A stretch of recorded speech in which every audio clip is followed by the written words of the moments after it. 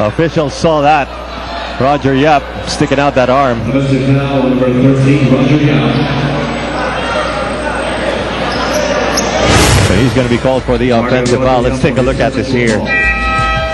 Oh, there it is. Substitution, use simple Jamal for Anthony Johnson. Pushing off of Fong Escobar, so that's a good call.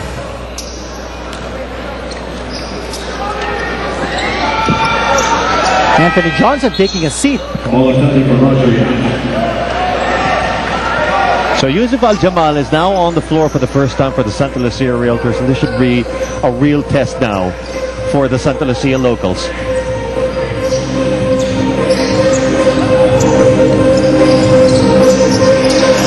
There's the cut. Al-Jamal can't finish. Denied by Canaleta. Meyer Hopper. Canaleta in the corner. Strokes it for three. That's short. And another offensive rebound here for B-Meg. But it's a small guy who got it. Paul Artadi. If I'm not mistaken, I think that's Artadi's third rebound. Yes, it is. It's his third rebound. Oh, that's going to be an offensive foul against Cliff Brown. Brown dipping that shoulder. And we've got Patricia Heason standing by with this report. You guys were talking about Cliff Brown's coming out party, and it was spoiled with that overtime loss to Alaska. Now, Cliff says, though, that that loss didn't take away from their confidence. They are doing things to be better. Now, Coach Ryan shared with me earlier that he had a heart-to-heart with Brown and told him that it's not the number of points he makes, but it's the shots he's supposed to make when they need it that matters. So that's probably why Brown's been working on his free throws. It's all about the number of wins he can bring to the team, says Coach Ryan, and Cliff says he's ready for that challenge. Vito? Thank you, Patricia. And Cliff Brown, 69% shooter from the free throw line here in this Fiesta Conference. And he's already seen more than just a couple of trips to the line already here in this first half. 8 minutes and 50 remaining in the second quarter. Escobar getting hounded here by Brown. Oh, and we got bodies on the floor flying everywhere. All players, please proceed to the shaded area in front of your respective benches. And the officials may be seeing more than just a regular foul here. Artadi doesn't appreciate that. Now the referees are going to consult the TV monitor to determine whether that was a flagrant 1 or 2, or if it was just a regular foul.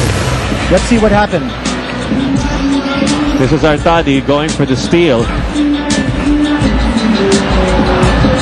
Well, good denial on the part of Artadi, making sure that Velasco would not be able to get the pass. He's a pesky defender. There's a push-off. I don't know if that was a flagrant. Yep. I thought it was just a regular foul. He just pushed off. I don't think there was any intent to harm. And I don't think there was much damage inflicted either. But let's see what the referees call it. Flagrant foul. Oh, they'll call the flagrant 1. I'm surprised. All right, so Velasco will have to watch on the sidelines for at least 3 minutes. That's right, and they give 2 free throws here for B-Meg plus possession. That's the part that hurts. No. And Coach Boyd hasn't made a move just yet on who is going to have come in to replace Nick Velasco. Well, I thought that Paul Artadi also sold that call very well. So good marketing job here by Paul Artadi. So Jason Misolas is now coming in for the Santa Lucia Realtors. 2 shots for Paul Artadi. Misolas played 18 minutes in their last game.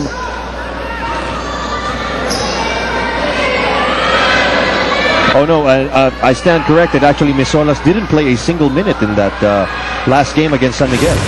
That's right. He and Marlo Aquino sat out that contest. Let's see what happened here once more. That was like a slap, like a slap in the face. And I guess that's the reason why they called the flagrant. But here's 2 missed free throws here by Artadi. So I correct that. Looking at that replay again, I guess there might have been cause for a flagrant 1, because parang tampal na yun sa mukha eh. I thought earlier that he might have just rushed him off Right. with a hand. James Yap. And James Yap, that's 5 points for him.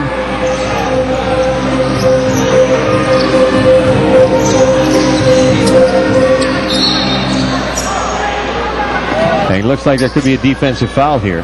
Now that's a danger signal for Santa Lucia. B-Meg controlling the boards. They're getting inside points. And if you start scoring from the outside, boy, it's going to be a nightmare of a game here for Santa Lucia. And no surprise, Anthony Johnson is back into this ball game. Anthony Johnson doesn't really get to see the bench a lot. This is a guy who averages 45 minutes per game. Look at this new defender now on Anthony Johnson, Enrico Meyerhofer, using his wingspan to force him to pass, and they did a good job of that.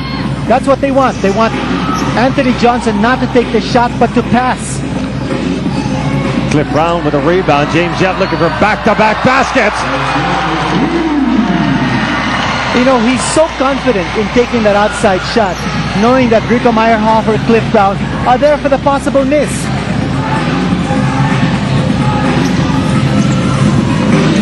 On the other end, Da'a takes the long one. That's short. Rebound by Meyerhofer. Already a 17-point lead for the Llamados, and they're looking to add to that. Here's Artadi in the paint. 3 defenders on the Llamados point guard. A little bit of touch passing here. Anthony Johnson looking to finish. And Meyerhofer will be charged with the foul. That will be his second. For Santa Lucia, good job capitalizing on that error of Paul Artadi. I mean, it just didn't make any sense for that small man to go inside and force it against the Giants. And that mistake gave an opportunity for Santa Lucia to try to score in transition. Here's another look. This was an alley-oop play meant for Anthony Johnson, but Meyerhofer in the way. You notice that's 2 missed slam dunk attempts now by Anthony Johnson, and B-Meg opting to foul him and make him earn his points on the line rather than give up the easy 2 points on the dunk. Well, the mission is clear. They're not giving him anything easy tonight. And speaking of easy, well, James Yap missing on that, but you just watch the way he takes jumpers. It's just so smooth and it makes it look so easy. Now approaching the 7-minute mark, Anthony Johnson having trouble keeping the possession there, and it's taken away again by the Llamados, but another steal on the other end. And now Anthony Johnson heading straight for it. And he scores. Oh. No, it's going to be an offensive foul. Offensive foul. He scored, but the basket was nullified. Boy, what defense B-Meg is playing in this game. I think it's a harrowing experience here for Santa Lucia. Oh, yes. Well, you watch this here. Okay, there's the offensive foul. You see a Dukol.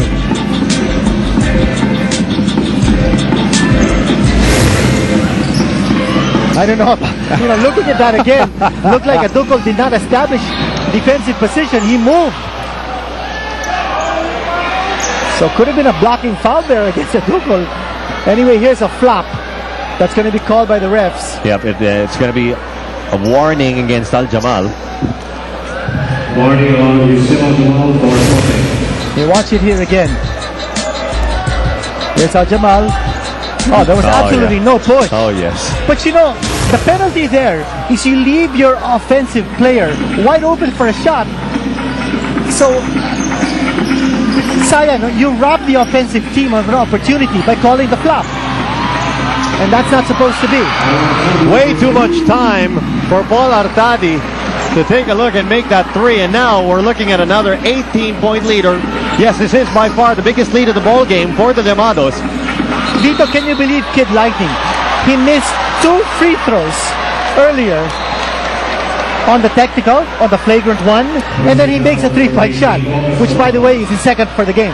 And Coach Boyd Fernandez not happy at all with the call. And here's a technical foul. They're going to charge Boyd Fernandez.